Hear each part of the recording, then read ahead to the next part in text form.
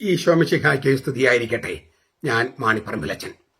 പഴയ നിയമവചന ധ്യാനം ക്ലാസ് 51. ആദാമിന്റെ വംശാവലി. ഉൽപ്പത്തി പുസ്തകം 5-ാമത്തെ അധ്യായത്തിലേക്ക് നമ്മൾ പ്രവേശിക്കുകയാണ്. ആദാമിന്റെ വംശപരമ്പരയുടെ ഗ്രന്ഥമാണിത്. ദൈവം മനുഷ്യനെ സൃഷ്ടിച്ചപ്പോൾ ദൈവത്തിന്റെ സാദൃശ്യത്തിലാണ് അവനെ ഉണ്ടാക്കിയത്. സ്ത്രീയും പുരുഷനുമായി അവരെ സൃഷ്ടിച്ചു. സൃഷ്ടിച്ച നാളിൽ അവരെ അനുഗ്രഹിക്കുകയും അവരെ ആദാം എന്ന് വിളിക്കുകയും ചെയ്തു. ആദാമിന് 130 വയസ്സായപ്പോൾ അവന് തന്റെ സാദൃശ്യത്തിലും തന്റെ ഛായയിലും ഒരു പുത്രൻ ജനിച്ചു. അവന് സേത്ത് എന്ന് പേരിട്ടു. സേത്തിന്റെ ജനനത്തിന് ശേഷം ആദാം 800 വർഷം ജീവിച്ചിരിക്കുകയും അവന് വേറെയും പുത്രന്മാരും പുത്രിമാരും ജനിക്കുകയും ചെയ്തു. ആദാമിന് ജീവിതകാലം 930 വർഷമാണ്. 930 വർഷമൊക്കെ ആദാം ജീവിച്ചോ എന്ന് സംശയം തോന്നാം. നമുക്ക് അതിന്റെ വ്യാഖ്യാനമൊക്കെ ഇന്ന് കേൾക്കാം. ഇത് 5-ാമത്തെ അധ്യായം, ഉൽപ്പത്തി പുസ്തകം 5-ാമത്തെ അധ്യായം. 9 ആദിജാതന്മാരുടെ പട്ടികയാണ് നമ്മളവിടെ കാണുന്നത്. Seth, Enosh, കെയ്നാൻ, മഹാലലേൽ, യാരെദ്, Enoch, Methuselah, Lamech, Noah. ആദാമിനെ കൂടി ഉൾപ്പെടുത്തിയാൽ 10 തലമുറകൾ. വാസ്തവത്തിൽ ആദാം തുടങ്ങി നോഹ വരെയുള്ള കാലയളവ് നികത്തുകയാണ് ഈ വംശപരമ്പരകളിൽ അവതരിപ്പിക്കുന്നതിലൂടെ. സൃഷ്ടി മുതൽ മഹാപ്രളയം വരെയുള്ള നീണ്ട കാലയളവിനെ ഈ 10 തലമുറകൾ കൊണ്ട് നികത്തുകയാണ്. അത്ര വലിയ കാലയളവ് നികത്താനായി ഓരോ പിതാമഹനും ദൈർഘ്യമേറിയ ജീവിത കാലയളവ് നൽകിയിരിക്കുകയാണ്. ആദാമിന് 930 വർഷം.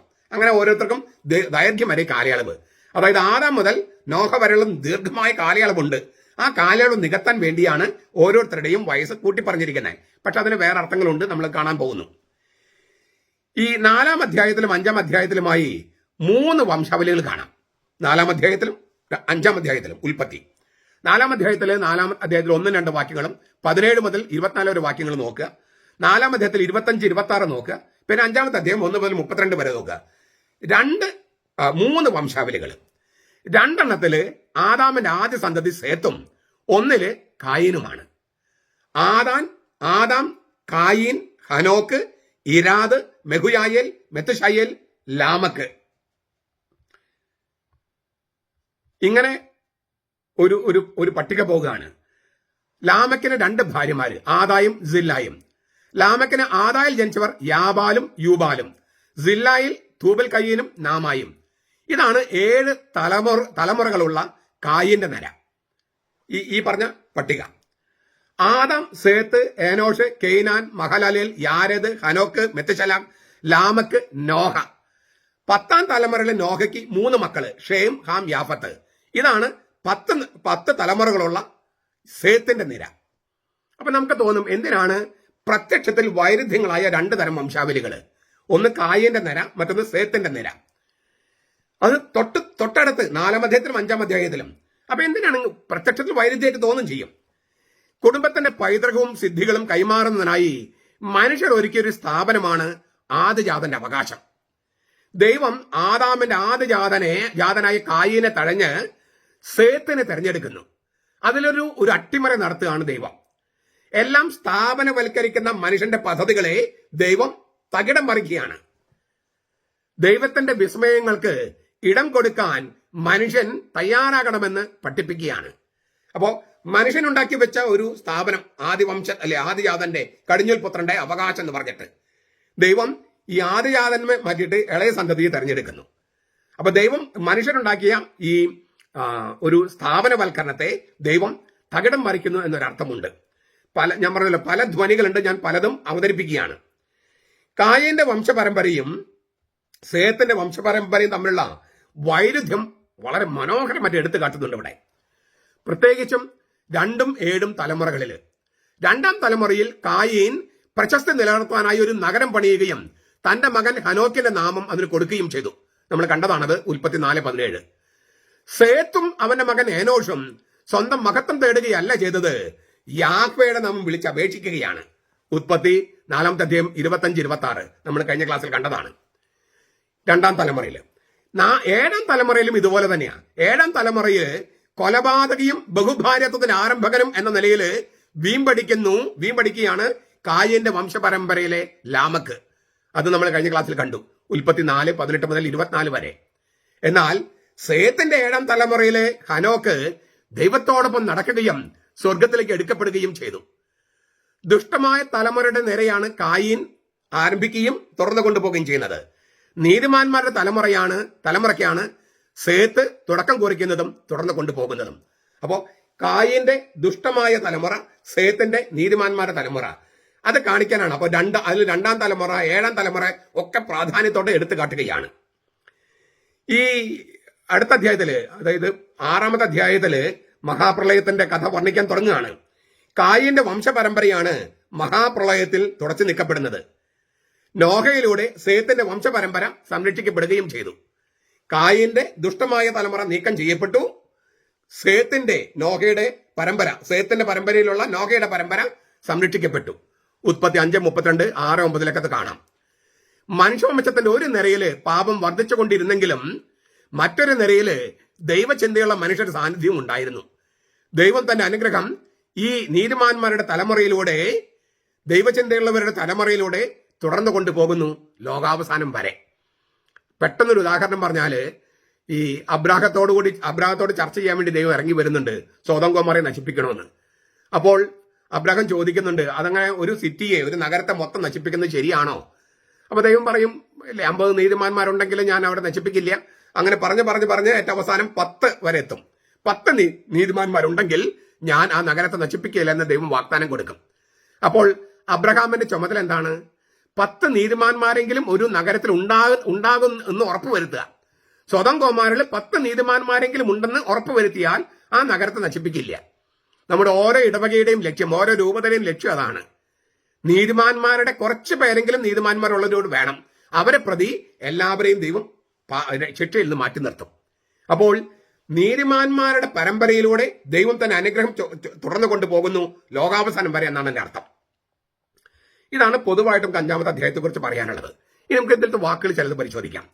ആദാമിന്റെ വംശപരമ്പര, നമ്മൾ വംശാവലി, വംശപരമ്പര, തലമുറ, തലമുറക്കാർ എന്നൊക്കെ മൊഴിമാറ്റം ചെയ്യുന്നത് ഹീബ്രു വാക്ക് തൊളുദോത്ത് എന്നാണ്. തൊളുദോത്ത് കുടുംബ ചരിത്രം എന്നും പരിഭാഷയാകാം. ഇതിങ്ങനെ 10 പ്രാവശ്യം ആവർത്തിച്ചിട്ടുണ്ട് ഉൽപ്പത്തി പുസ്തകത്തില്.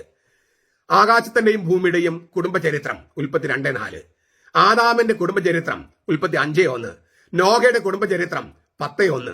ഇങ്ങനെ 10 കുടുംബങ്ങളുടെ ചരിത്രങ്ങളിലൂടെയാണ് ഉൽപ്പത്തിയുടെ കഥ മുന്നോട്ട് പോകുന്നതും വർണ്ണിക്കുന്നതും. ചരിത്രത്തിലെ ഒരു യുഗം തുടങ്ങുന്നതിനെയാണ് ഒരു യുഗം തുടങ്ങുന്നതിനെ സൂചിപ്പിക്കാനുള്ള സൂത്രവാക്യം അല്ലെങ്കിൽ പ്രമാണവാക്യമാണ് ഈ തൊളുദോത്ത് എന്നുള്ള വാക്ക്. ഇത് ആദാമിന്റെ തൊളുദോത്ത്, വംശപരമ്പര അല്ലെങ്കിൽ കുടുംബ പാരമ്പര്യം അല്ലെങ്കിൽ കുടുംബ തലമുറ കുടുംബ ചരിത്രം എന്ന് പറഞ്ഞാൽ ഒരു യുഗമാണ്. ആദാമിന്റെ കാലം ഒരു യുഗം, നോഹയുടേത് മറ്റൊരു യുഗം, അബ്രഹാമിന്റെ മറ്റൊരു യുഗം, ആകാശത്തിന്റെ ഭൂമിയുടെയും കുടുംബ ചരിത്രം അതൊരു യുഗം. ആ ഒരു യുഗം, അതായത് അത്രയും പ്രധാനപ്പെട്ട ഒരു കാലയളവ് ആരംഭിക്കുന്നതിനെയാണ് ഈ വാക്ക് ചിഹ്നപ്പെടുത്തുന്നത്. മനുഷ്യവംശത്തിന്റെ ചരിത്രം തന്നെയാണ് ഇവരുടെ കുടുംബചരിത്രം. അത് രക്ഷാചരിത്രമായി പരിണമിക്കുന്നത് എങ്ങനെയാണ്? ആ രഹസ്യമാണ് ഈ ബൈബിളിൽ അവതരിപ്പിച്ചിരിക്കുന്നത്. അല്ലാതെ വെറും ചരിത്രമല്ല. വെറും ചരിത്രമാണെങ്കിൽ ഈ ബൈബിളിന് വിലയുണ്ടാകില്ല. ചരിത്രത്തെ കർത്താവിന്റെ വചനം കൊണ്ട് വ്യാഖ്യാനിച്ച്, വിശുദ്ധമായ സംഭവങ്ങൾ കൊണ്ട് വ്യാഖ്യാനിച്ച്, അപ്പോഴാണ് അത് തിരുവചനമാകുന്നതും അത് കാലങ്ങളെയും സമയങ്ങളെയും സ്ഥലങ്ങളെയും ഒക്കെ അതിശയിക്കുന്ന തരത്തിൽ അത് ദൈവവചനമായി രൂപാന്തരപ്പെടുന്നതും. നമുക്ക് സ്വാഭാവികമായിട്ടും ഒരു സംശയം ഉണ്ടാകാം. സേത്തിലൂടെയാണ് ആദാമിന്റെ വംശാവലി മുന്നോട്ട് പോകുന്നതെങ്കിലും പല പേരുകളും കായിന്റെ വംശാവലിയുള്ളവയുമായി സാമ്യം പുലർത്തുന്നുണ്ട്. ഉൽപ്പത്തി 4:17-24 ചില വാക്കുകൾ ഇവിടെയും കാണുന്നുണ്ട്. പൂർവികരുടെ പേരുകൾ തന്നെ മക്കൾക്കോ പേരക്കിടാങ്ങൾക്കോ നൽകാറുണ്ട്. അപ്പൊ അതുകൊണ്ട് ഒരേപോലുള്ള പേര് കാണുമ്പോൾ രണ്ടും ഒരാളാണെന്ന് വിചാരിക്കരുത്. രണ്ടും 2 തലമുറയാണ്. പേരുകൾ സാമ്യമുണ്ടെന്ന് കരുതി ആളൊന്നല്ല. ഇനി ഓരോ പൂർവ്വപിതാവിനെ സംബന്ധിക്കുന്ന വിവരങ്ങളില് 4 കാര്യങ്ങളാണ് ഉൾപ്പെടുത്തിയിരിക്കുന്നത്. ഒന്ന്, ആ പൂർവ്വപിതാവിന്റെ പേര്. പിന്നെ രണ്ടാമത്തത് കടിഞ്ഞൽ പുത്രൻ ജനിച്ച സമയത്ത് അദ്ദേഹത്തിന് എത്ര പ്രായം, അതിനുശേഷം എത്ര വർഷം കൂടി ജീവിച്ചു, മരിക്കുമ്പോൾ എത്ര വയസ്സായിരുന്നു. ഇങ്ങനെ 4 കാര്യങ്ങളാണ് പറയണേ. പൂർവ്വപിതാവിന്റെ പേര്, കടിഞ്ഞൽ പുത്രൻ ജനിച്ച സമയത്ത് അദ്ദേഹത്തിന്റെ പ്രായം, അതിനുശേഷം അദ്ദേഹം എത്ര വർഷം കൂടി ജീവിച്ചു, മരിക്കുമ്പോൾ എത്ര വയസ്സായിരുന്നു. ഇങ്ങനെയാണ് പറഞ്ഞു പോകുന്നത്. ഈ കുടുംബചരിത്രം എന്ന് നമ്മൾ പറഞ്ഞല്ലോ, കുടുംബചരിത്രം, അതിന് തൊളുദോത്ത് ഈ ഗ്രന്ഥമാണിതെന്ന് പറയുന്നുണ്ട്. ഈ വംശാവലിയുടെ ഗ്രന്ഥം അല്ലെങ്കിൽ കുടുംബചരിത്രത്തിന്റെ ഗ്രന്ഥം സെഫർ എന്നാണ് ഹീബ്രുവില്. ശിലാലിഖിതം, എഴുത്ത്, രേഖ, ചുരുള്, പത്രം, പത്രിക എന്നെല്ലാം അർത്ഥമുണ്ട്. ഇവിടെ സാഹിത്യ ഭാഗമെന്നോ പട്ടികയെന്നോ ഒക്കെ ധ്വനിയുണ്ട്. ഈ പുസ്തകം എന്ന് പറയുന്നത് ഇവിടെ സാഹിത്യ ഭാഗം അല്ലെങ്കിൽ പട്ടിക എന്നൊക്കെ അർത്ഥമുണ്ട്. ദൈവം തന്റെ സാദൃശ്യത്തിലും ഛായയിലും മനുഷ്യൻ സൃഷ്ടിച്ചു. അപ്പനും മക്കളോടുള്ള ബന്ധം അവതരിപ്പിക്കുന്ന ഒരു പദസമുച്ചയമാണിത്. ഉൽപ്പത്തി 1:26 നമ്മൾ വളരെ വിശദമായി കണ്ടതാണ്. അതായത് ദൈവം തന്റെ ഛായയിലും സാദൃശ്യത്തിലും മനുഷ്യനെ സൃഷ്ടിച്ചു. സ്ത്രീയും പുരുഷനുമായി അവരെ സൃഷ്ടിച്ചു. അപ്പനും മക്കളോട് ബന്ധം കാണിക്കാൻ വേണ്ടി. നമ്മൾ പറയില്ലോ, അപ്പന്റെ അതേ മൂക്ക്, അമ്മയുടെ അതേ ചെവി എന്നൊക്കെ പറയില്ലേ? അതുപോലെ തന്നെ ദൈവത്തിനൊരു ശരീരം ഉണ്ടായിരുന്നെങ്കിൽ അതെങ്ങനെ ഇരിക്കും? ഓരോ മനുഷ്യൻ നോക്കിയാൽ അങ്ങനെ നോക്കിയാൽ മനസ്സിലാകും. ഇപ്പൊ നമുക്ക് എന്തുമാത്രം മനുഷ്യരായ ഏതാണ്ട് 800ഓളം കോടി മനുഷ്യരുണ്ട്. അവർക്കെല്ലാം വേറെ ഷേപ്പാണ്. എത്രയോ കോടി മരിച്ചുപോയി, എത്ര കോടി വരാനിരിക്കുന്നു. എല്ലാവർക്കും വ്യത്യസ്തമായ രൂപമാണ്, വ്യത്യസ്തമായ DNA ആണ്, വ്യത്യസ്തമായ ഫിംഗർ പ്രിന്റ് ആണ്. ദൈവത്തിന്റെ ഛായയുടെ വൈപുല്യം ഇല്ലേ? നോക്കിയാൽ എന്തുമാത്രമാണെന്ന്. ശരിക്കും ദൈവത്തിന്റെ ഛായയിലാണ് നമ്മൾ പറയാം. ദൈവം ആദാമിന് പേരിട്ടതുപോലെ ആദം തന്റെ മകന് പേരിടുന്നു. അത് ഉടമസ്ഥാവകാശം കൂടി സ്ഥാപിക്കുകയാണ്. ദൈവത്തിന്റെ ഛായയും സാദൃശ്യം മക്കളിലൂടെ കൈമാറ്റം ചെയ്യപ്പെടുന്നു. അതേസമയം പേരിടുന്നത് ഒരുതരം അവകാശമുണ്ട്, അപ്പന്റെ അവകാശം. ഉടമസ്ഥൻ എന്ന് പറയുന്നത് നമ്മൾ വസ്തുക്കളുടെ ഉടമ എന്ന അർത്ഥത്തിലല്ല, ആ അപ്പന്റെ മകന്റെ അപ്പൻ എന്നുള്ള ആ ഉടമസ്ഥത, അതാണ് ഉദ്ദേശിക്കുന്നത്. ഈ ദൈവത്തിന്റെ ഛായയും സാദൃശ്യം മക്കളിൽ കൈമാറ്റം ചെയ്യപ്പെടുന്നത് പോലെ തന്നെ ആദ്യ പാപം മൂലം ഉളവായ പാപത്തിലേക്കുള്ള ഛായ്ച്ചലും വരും തലമുറകളിലേക്ക് കൈമാറ്റം ചെയ്യപ്പെടുന്നു. ഇതിനാണ് ഉത്ഭവഭാവം എന്ന് നമ്മൾ പറയണേ. കഴിഞ്ഞ ആഴ്ചയിൽ നമ്മൾ വളരെ വിശദമായിട്ട് കണ്ടതാണത്. ആദ്യ മനുഷ്യൻ മറ്റെല്ലാ മനുഷ്യർക്ക് മാനദണ്ഡമായിരുന്നെന്നും അവന്റെ തീരുമാനം മനുഷ്യവംശത്തെ മുഴുവൻ ബാധിക്കുന്നതാണെന്നും ആദാമിൽ മറ്റെല്ലാ മനുഷ്യരും ഉൾച്ചേർന്നിരുന്നുവെന്നും അതിനാൽ അവന്റെ പാപം മറ്റെല്ലാവരിലേക്കും വ്യാപിക്കുന്നുവെന്നും അത്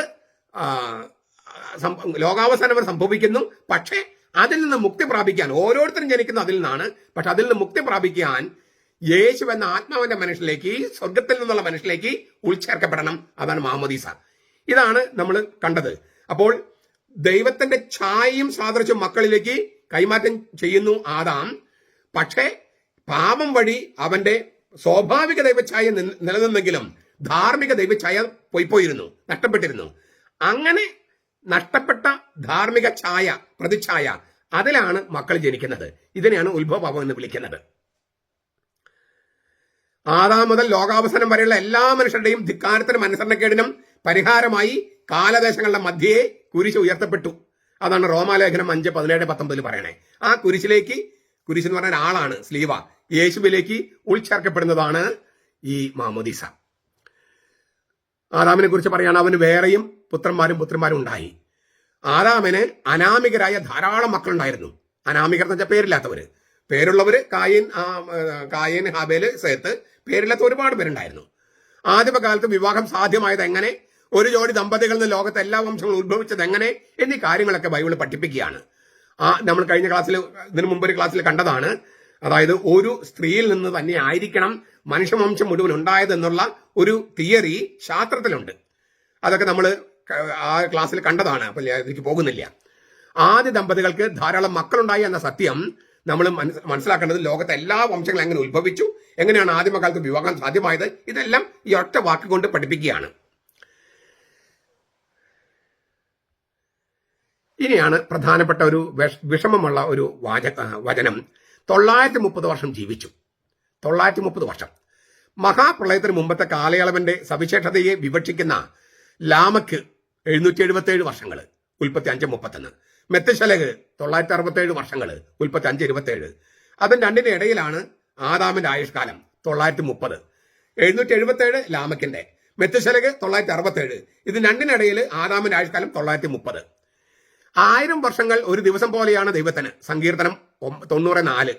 ആ ദൈവിക ദിനത്തെക്കാൾ അല്പം കുറവാണ് പ്രളയത്തിന് മുമ്പുള്ള പൂർവ്വപിതാക്കന്മാർക്കുള്ളത്. അതാണ് ഒന്നാമത്തെ ദൈവശാസ്ത്രം. 1000 വർഷങ്ങൾ ഒരു ദിവസം പോലെയാണ് ദൈവത്തിന്. അപ്പൊ ഇവര് 1000 വർഷങ്ങളില്ല. 930, 967, 777. അപ്പോ ഈ മഹാപ്രളയത്തിന് മുമ്പുള്ള പൂർവ്വപിതാക്കന്മാരുടെ ആയുസ് എന്ന് പറയുന്നത് ദൈവത്തിന്റെ ഒരു ദിവസം ദൈവത്തിന് 1000 ദിവസം ദൈവത്തിന് ഒരു ദിവസം പോലെ. ആ 1000-ത്തേക്കാൾ ഒരു ഇച്ചിരി കുറവ്. അതാണ് അതിന്റെ ഒന്നാമത്തെ ദൈവശാസ്ത്രം. ഇത്രയും ദീർഘതയേറെ ജീവിതകാലം എന്തുകൊണ്ടെന്നതിന് കൃത്യമായ ഒരു ഉത്തരം നമ്മുടെ കയ്യിലില്ല. ഞാനൊരു ദൈവശാസ്ത്രം പറഞ്ഞെങ്കിലും കൃത്യമായ ഉത്തരം നമ്മുടെ കയ്യിലില്ല. ആധുനിക നരവംശാസ്ത്രം പറയുന്നത് നാം ഇപ്പോൾ മനുഷ്യർ എന്ന് വിളിക്കുന്ന ജീവികളായ ഹോമോ സാപ്പിയൻസ് ഉത്ഭവിച്ചിട്ട് ഒരു കൂട്ടർ പറയുന്നത് 40,000 സംവത്സരായിരുന്നു. വേറൊരു കൂട്ടരും പറയുന്നു 3 തൊട്ട് 3.5 ലക്ഷം സംവത്സരങ്ങളാണ്. അതിൽ തന്നെ ശാസ്ത്രത്തിന് അത്ര ഉറപ്പൊന്നുമില്ല. അതായത് ഈ ഹോമോസാപ്പിയൻസ് എന്ന് പറയുന്ന നമ്മളെപ്പോലെ ഏകദേശം നമ്മളെപ്പോലുള്ള മനുഷ്യരുണ്ടായിട്ട് മാക്സിമം 3.5 ലക്ഷം വർഷമായി എന്നാണ് ഇപ്പൊ പറയുന്നത്. ഇത് മാറിക്കൊണ്ടിരിക്കാം.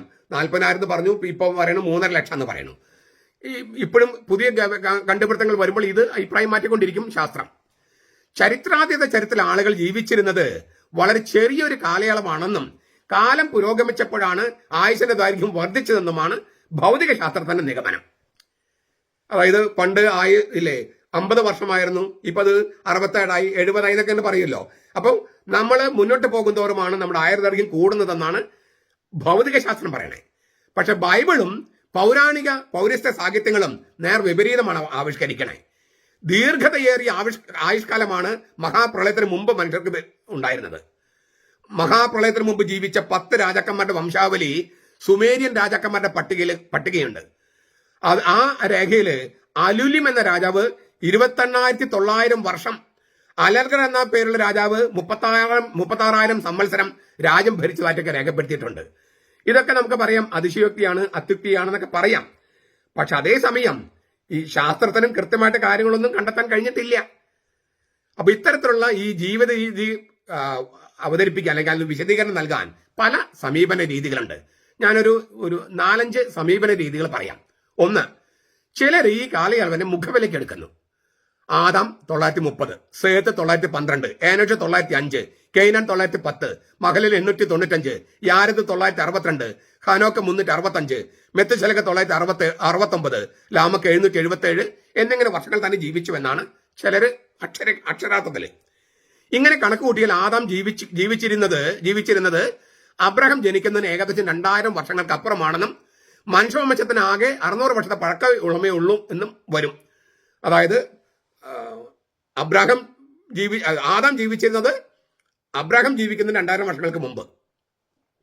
അബ്രഹാം കഴിഞ്ഞിട്ട് ക്രിസ്തുവിലേക്ക് 2000 വർഷം, 4000, ഇപ്പൊ 2000 ചില്ലാനം. അപ്പൊ മൊത്തം 6000 വർഷം ആയിട്ടുള്ളൂ എന്ന് തോന്നും. അതുകൊണ്ട് ആ സമീപന രീതി അത്ര ശരിയല്ല എന്ന് വേണമെങ്കിൽ പറയാം. പക്ഷേ മൊത്തം ഈ 1000 എന്നത് ബൈബിളിലെ 1000 ആണ്, കണക്കിലെ 1000 അല്ല. അങ്ങനെയെങ്കിൽ മൊത്തം ലോക ചരിത്രം അല്ലെങ്കിൽ മനുഷ്യ ചരിത്രം എന്ന് പറയുന്നത് 8000 വർഷമാണ്. അതിൽ കൃത്യം 4000 വർഷം ആയപ്പോൾ ദൈവം മനുഷ്യനായി. മനസ്സിലായോ? പിന്നെ 3000 കഴിഞ്ഞ് അപ്പൊ 7000 കഴിഞ്ഞ് 8000ലേക്ക് കടക്കും. 8 എന്ന് പറയുന്നത് യേശുവിന്റെ സംഖ്യയാണ്. അപ്പൊ 8000 എന്ന് പറയുന്നത് യേശുവിന്റെ ഭരണമാണ്. 7ാമത്തെ വർഷം 6 മനുഷ്യവംശത്തിൻ്റെത്, 7ാമത്തെ വർഷം സാബത്തിൻ്റെത് 7000. അതാണ് 7ലേക്ക് വരുന്നത്, സാബത്ത് ആചരിക്കുന്നത്. മൊത്തം 8000, അത് 8 ദിവസത്തിലേക്ക് കൊണ്ടുവരിക. അപ്പോൾ ഓശാനയിൽ നിന്ന് ഉയർപ്പ് നാളിലേക്ക് 8 ദിവസം, ഉയർപ്പ് നാളിൽ നിന്ന് പുതുജാനിലേക്ക് 8. അപ്പൊ ഈ 8000ത്തിന്റെയാണ് 8ലേക്ക് ചുരുക്കി കൊണ്ടുവരുന്നത്. അതിന്റെ ആ 8000 എന്ന് പറയുന്നത് പുതിയ ആകാശം പുതിയ ഭൂമിയും വരുന്നതാണ് 8000ാമത്തെ വർഷം. 7000 എന്ന് പറയുന്നത് സാബത്ത് വർഷമാണ്. അങ്ങനെ മൊത്തം 8000 വർഷമുള്ള മനുഷ്യ ചരിത്രത്തെ 8ലേക്ക് ഒതുക്കി അതില് തന്നെ 7 സാബത്ത് വർഷം. ഇതേക്കുറിച്ച് ഞാൻ വളരെ വിശദമായിട്ട് വീഡിയോയിൽ പറഞ്ഞിട്ടുണ്ട്. ഈ തരത്തിൽ കണക്കാക്കുകയാണെങ്കിൽ ഈ 1000 എന്നുള്ളത് ഒരു പ്രതീകാത്മക സംഖ്യയാണെങ്കിൽ ഇതിന് തീർത്തും തെറ്റെന്ന് പറയാൻ പറ്റില്ല. അങ്ങനെ 8000 വർഷമുള്ള മനുഷ്യ ചരിത്രത്തിന്റെ ഒത്ത നടുക്ക് ദൈവം മനുഷ്യനായി 4000 വർഷം കഴിഞ്ഞപ്പോൾ. സർ ഐസക് ന്യൂട്ടൻ അങ്ങനെയൊക്കെ വിചാരിച്ചിരുന്നേ. അപ്പോൾ ബൈബിളിലെ സംഖ്യ എന്ന് കണക്കാക്കണം. അയ്യോ അച്ഛൻ എന്ത് മണ്ടത്തരെ പറഞ്ഞേ, 8000 വർഷമായുള്ളൂ, അച്ഛൻ തന്നെ പറഞ്ഞു 3.5 ലക്ഷം മുമ്പത്തെ വർഷമായി. ഞാൻ പറഞ്ഞത് അതിന്റെ പ്രതീകാത്മകതയാണ്. ബൈബിളിന്റേതായ ഒരു പ്രതീകാത്മകതയുണ്ട്, ശാസ്ത്രം അവതരിപ്പിക്കാനല്ല. അതിലൂടെ ഈ സംഖ്യകളിലൂടെ ബൈബിളിന്റെ ചില കാര്യങ്ങൾ നമ്മളോട് പറയാനുണ്ട്. മനുഷ്യ ചരിത്രം, അതിന്റെ സാബത്ത് എന്താണ്, യേശു എന്താണ്, യേശുവിന്റെ പുതിയ ആകാശം പുതിയ ഭൂമി എന്താണ്, എന്തിനാണ് ഈ 8000 വർഷം 8 ദിവസത്തിലേക്ക് 8ാം ഇടം അതിലേക്ക് മാറ്റിയത്, എന്തിനാണ് 7 ദിവസത്തിലേക്ക് 6 ദിവസം അധ്വാനിക്കാൻ 7ാം ദിവസം ദൈവത്തിന്റെ കൂടെ. ഇതൊക്കെ ദൈവശാസ്ത്രമാണ്. ഈ ദൈവശാസ്ത്രം എന്ന് പറയുന്നത് നമ്മുടെ ജീവിതമായിട്ട് ബന്ധപ്പെട്ടതല്ലേ. ഞായറാഴ്ച നമ്മൾ പണിയെടുക്കുന്നില്ല, ദൈവത്തോടൊപ്പം വിശ്രമിക്കുകയാണ്. അപ്പൊ ഇത് വെറും ഭാവനയല്ലല്ലോ, വെറും ഭാവനയല്ല, സങ്കല്പം നമ്മൾ ആരോപിക്കുകയല്ല, നമ്മൾ ജീവിക്കുകയാണ്. അപ്പോൾ ശാസ്ത്രം എന്ന് പറയുന്നത് അനേകം അറിവുകളുടെ ഒരു ശാഖയാണ്. ആ ഒരു ശാഖ മാത്രം പഠിച്ചിട്ട് ബൈബിൾ എന്ന് പറഞ്ഞ അറിവിന്റെ ശാഖയെ നിരാകരിക്കരുത്. ഓരോന്നിനും അതിൻ്റെതായ വിലയുണ്ട്. അത്രയും അംഗീകരിച്ചാൽ ഇതിന് ഭയങ്കരമായ അർത്ഥമുണ്ട്. ഇതാണ് ഒന്നാമത്തെ വ്യാഖ്യാനം ഞാൻ പറഞ്ഞത്. 2, അവരുടെ ജീവിത കാലയളവിലെ വർഷം എന്നത് മാസമായി കണക്കാക്കിയാൽ പ്രശ്നം തീരുമെന്നാണ് ഒരു കൂട്ടർ പറയണേ. പക്ഷെ ആ രീതി പിന്തുടരുന്നൊരു പ്രശ്നമുള്ളത്, ചിലർ തീരെ കുഞ്ഞുങ്ങളായിരിക്കുമ്പോൾ മക്കളുണ്ടായി എന്ന് കരുതേണ്ടി വരും. അതുകൊണ്ട് അത് അത്ര സ്വീകാര്യമായ ഒരു രീതിയല്ല. മൂന്നാമത്തെ ഒരു സമീപന രീതി, ഈ 930 വർഷം ജീവിച്ചു എന്നൊക്കെ പറയുന്നതിന്, തങ്ങളുടെ പൂർവികര് തങ്ങളെക്കാൾ നല്ലവരായിരുന്നെന്നും അതിനാൽ അവർ ദീർഘകാലം ജീവിച്ചുവെന്നും ചിലര് കരുതിയിട്ടുണ്ടാകാം. ഇപ്പോൾ നമ്മൾ പറയില്ലേ, പണ്ടൊക്കെ എത്ര കേമായിരുന്നു, ഞങ്ങളുടെ ചെറുപ്പത്തിൽ എത്ര നന്നായിരുന്നു, ഇപ്പൊ കാലം മോശമായി, അപ്പൊ പണ്ടാണ് നല്ല കാലമായിരുന്നു എന്നുള്ള ചിന്തയുണ്ട്. അതുകൊണ്ട് പണ്ട് ആളുകൾ കൂടുതൽ ജീവിച്ചിരുന്ന നല്ലവരായതുകൊണ്ട് പാപം വർദ്ധിച്ചതനുസരിച്ച് അവരുടെ ജീവിതകാലം ദൈവം വെട്ടിക്കുറച്ച് കൊണ്ടുവന്നു. പക്ഷേ വെട്ടിക്കുറക്കേണ്ട തോത് എന്താണ്, അത് വ്യക്തമല്ല. അതിനാൽ ഈ സമീപന രീതിയും അത്ര സ്വീകാര്യമല്ല. പൂർവ്വ പിതാമഹന്മാരുടെ ഊർജവും നന്മയും പ്രതീകാത്മകമായി അവതരിപ്പിക്കുന്ന ഒരു ശൈലീ വിശേഷണമാണ് ഈ ദീർഘതയുള്ള ആയുഷ്കാലം എന്നാണ് നാലാമത്തെ ഒരു സമീപന രീതി. തീർത്തും തെറ്റൊന്നുമല്ല, അത് ഒരു പ്രതീകാത്മക അർത്ഥമാണത്. അഞ്ചാമത്തെ ഒരു വ്യാഖ്യാനം, വ്യക്തികളുടെ ആയുഷ്കാലമല്ല ഗോത്രങ്ങളുടെ ആയുഷ്കാലമാണ് നൽകപ്പെട്ടിരിക്കുന്നതെന്നാണ് നാലാമത്തെ സമീപനം. പക്ഷെ ഒരു മറുവാദം ഉന്നയിക്കാം, ആദാം, കായിൻ, ഹനോക്ക്, നോഹ തുടങ്ങിയ ആളുകളുടെ പേരുകളല്ലേ, അതെങ്ങനെ ഗോത്രങ്ങളുടെ കഥയാകും? ശരി തന്നെ. പക്ഷെ ഒരു വ്യക്തിയിൽ അദ്ദേഹം പ്രതിനിധാനം ചെയ്ത ഗോത്രത്തിന്റെ ചരിത്രം മുഴുവൻ സന്നിവേശിപ്പിക്കാലോ.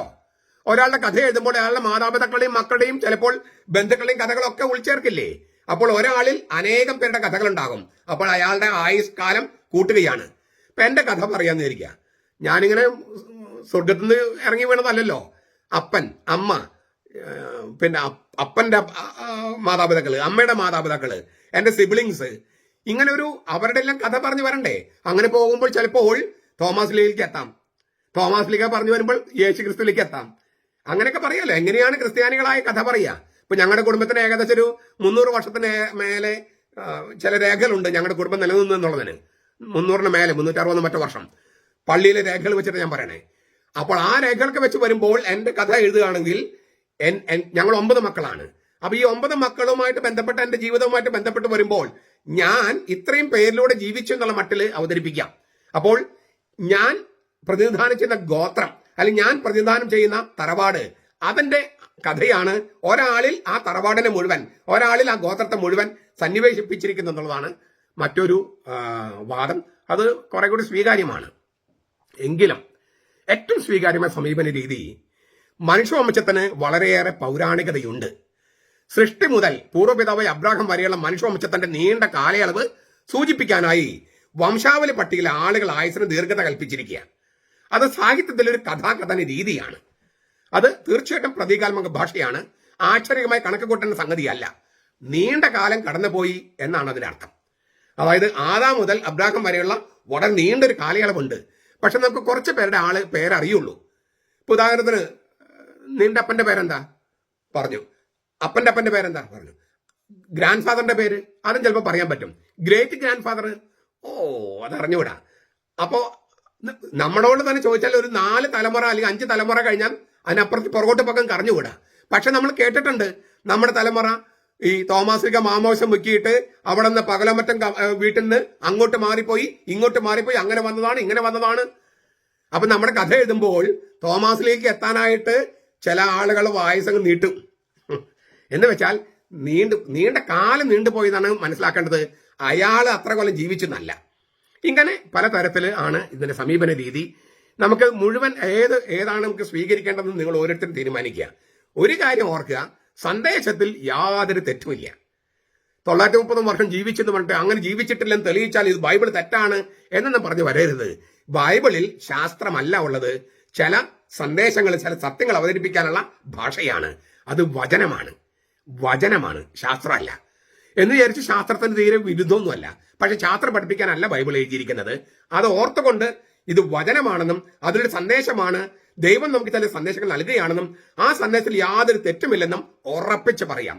ബൈബിളിന്റെ സത്യത്തിന്, അതായത് സന്ദേശത്തിന്റെ സത്യത്തിന് യാതൊരു തെറ്റുമില്ല. അതാണ് ഇതിലൂടെ ആവിഷ്കരിച്ചിരിക്കുന്നത്.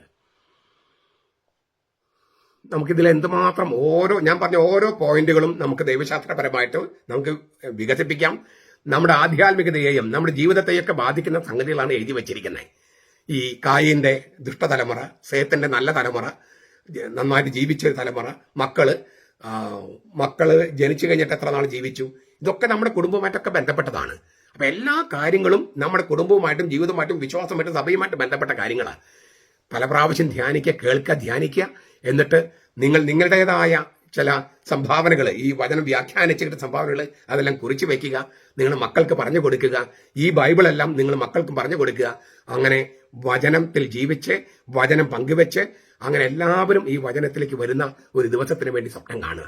നമ്മുടെ കർത്താവ് ഈശോ മിശിഹായുടെ കൃപയും പിതാവായ ദൈവത്തിന്റെ സ്നേഹവും പരിശുദ്ധാത്മാവിന്റെ സഹവാസവും നാം എല്ലാവരോടും കൂടി ഉണ്ടായിരിക്കട്ടെ, ഇപ്പോഴും എപ്പോഴും എന്നേക്കും. ആമേൻ.